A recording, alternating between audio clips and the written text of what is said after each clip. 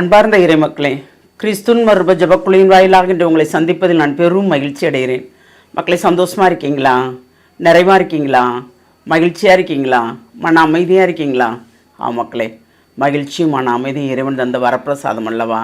ஒவ்வொரு நாளும் கடந்து போவது இறைவனுடைய திட்டம் தான் இல்லையா? இந்த நாளை புதுப்பித்ததுக்கும் நன்றி சொல்வோம் இல்லையா? இன்று அவர் நமக்கு என்ன இறைவார்த்தை தருகிறார் பார்ப்போமா? இறைவாக்கினர் எஸ்யா எழுதிய நூல் அதிகாரம் 54 இறை வார்த்தை 11 14 முடிய.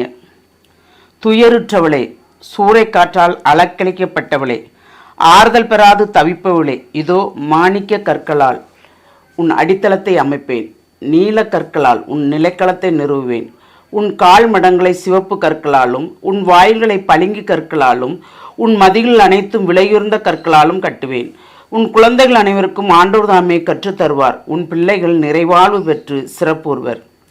நேர்மையில் நீ நிலைநாட்டப்படுவாய். ஒடுக்கப்பட்ட நிலை உன்னை விட்டு அகன்று போகும்.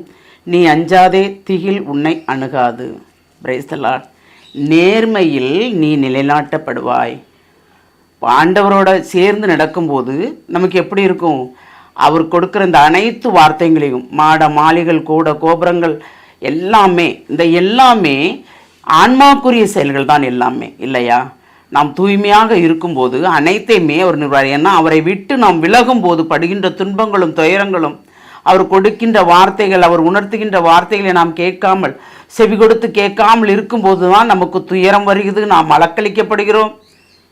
ஒவ்வொரு வேதனைகளையும் நாம் என்ன செய்யப்படுறோம்? ஆறுதல் பெறாது தவிக்கிறோம். அப்படி தானே? நாம் எந்த நிலையில் இருக்கிறோம், அவரோடு இணைந்து எந்த நிலையில் இருக்கிறோம், எப்படி வாழ்கிறோம் என்பதுதான் இப்பொழுது முதல். அப்போ ஆண்டவரோடு நாம் இணைந்து நடக்கும்போது துன்பங்கள் துயரங்கள் வந்தாலும் அவருடைய கரம் நம்மளோடு கூட இருக்கும். அதுவுமே அவர் நமக்கு தந்தால், அந்த துன்பங்கள் தந்தால், நம்மளை புடமிட்டால், நம்மளை பரிசோதித்து பார்த்தால், நாம் அவருக்கு உரியவர்கள் என்று அவர் பரிசோதிக்கும் போது அத்துன்பங்களை நாம் தாங்குவதற்குண்டான வலுவையும் ஆற்றலையும் தருவார். அது இல்லாமல் நம் பாவத்தின் மொத்த சம்பளமாக துன்பப்படும் போது அது நமக்குரிய தண்டனை இல்லையா? அப்போ அதனால்தான் என்ன செய்கிறார்? நாம் துயருற்று இருக்கும்போது அவர் நமக்கு ஆறுதல் தருவதற்காக ஒவ்வொரு காரியங்களாக செய்கிறார். எப்படி செய்கிறார் பாருங்க. மாணிக்க கற்களால் உன் அடித்தளத்தை அமைப்பேன், நீல கற்களால் உன் நிலைக்களத்தை நிறுவேன்.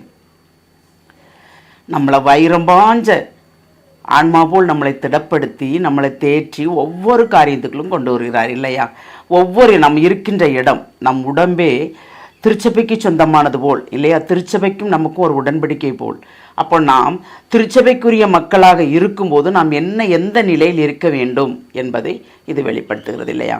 இறைவனோடு ஒன்றித்து நடக்கும்போது கண்டிப்பாக ஆண்டவரே அனைத்தையும் செய்து தருவார். ஏனென்றால் நம் குழந்தைகளுக்கும், உன் குழந்தைகள் அனைவருக்கும் ஆண்டவர் தாமே கற்றுத்தருவார். உன் பிள்ளைகள் நிறைவாழ்வு பெற்று சிறப்புறுவர். நம்ம ஆண்டவரோடு இணைந்து நடக்கும்போது அவர் நம்மளோடு சேர்ந்து நமக்கு ஒரு உடன்படிக்கை செய்து அந்த உடன்படிக்கையின் மூலம் நம் பிள்ளைகளை அவர் வழி நடத்துகிறார். ஒவ்வொரு காரியங்களிலுமாக அவர் கொண்டு வருகிறார். அப்படி கொண்டு வர்ற தேவன் தான் நம் இறைவன் இல்லையா? அதுவும் போக பாருங்கள், இதெல்லாம் இருந்து எல்லா துன்பங்களையும் தாண்டி இறைவனோடு நாம் நிறைந்து இருக்கும்போது நாம் நேர்மையில் நிலைநாட்டப்படுவோமாம்.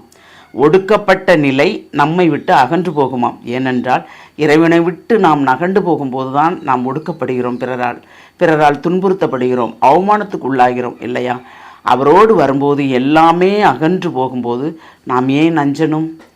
நமக்கேன் திகில் வருது இல்லையா? அதைத்தான் இறைவன் இறை வார்த்தையின் மூலமாக நமக்கு கொடுக்கிறார். அப்போ அந்த இறை வார்த்தையை நாம் வாசித்து அதை ஆழ்ந்து சிந்திக்கும் போது நமக்கு அதில் என்ன தருகிறார் என்பதை தான் நாம் யோசிக்க வேண்டும் இல்லையா? நாம் அப்படி இறை வார்த்தையை வாசிக்கிறோமா? அப்படி நாம் வாசிக்கிறவா இருந்தால் நாம் தான் பேர் பெற்றோர்கள் இல்லையா? அப்போ நாம் இன்று அவர் கொடுத்த வார்த்தையின்படி நாம் நிறைவாக இருக்கிறோமா? சிந்திப்போமா? எல்லாம் வல்ல இறைவா, உங்களுடைய இரக்க பெருக்கத்துக்குள் எங்களை முழுமையாக ஒப்புக் கொடுக்கிறோம். ஆண்டவரே, ஒவ்வொரு நாளும் ஒவ்வொரு விதமாக எங்களை ஆற்றுப்படுத்துகிறீர். ஒன்றுமே இல்லை ஆண்டவரே, ஆனாலும் எங்களை நீர் வழி நடத்துகிறீர். என்று என்ன என்று ஆண்டவரே நாங்கள் கேட்பதற்கு முன்பாக அதை அனைத்து எங்களுக்கும் செய்து தருகிறீர்.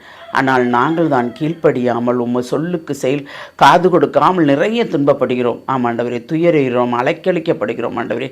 அதனால் இனிமேல் அப்படி இல்லாதவாறு உம்மோடு கூட இணைந்து நடக்கும்படியும் நீர் எங்களுக்கு உணர்த்துவதை நாங்கள் செவி கொடுத்து கேட்டு அதை அனைத்தும் நிறைவாக அதன்படியே நாங்கள் வழிநடக்கும்படி நீர்தாமே எங்களை வழிநடத்த வேண்டும் ஆண்டவரே.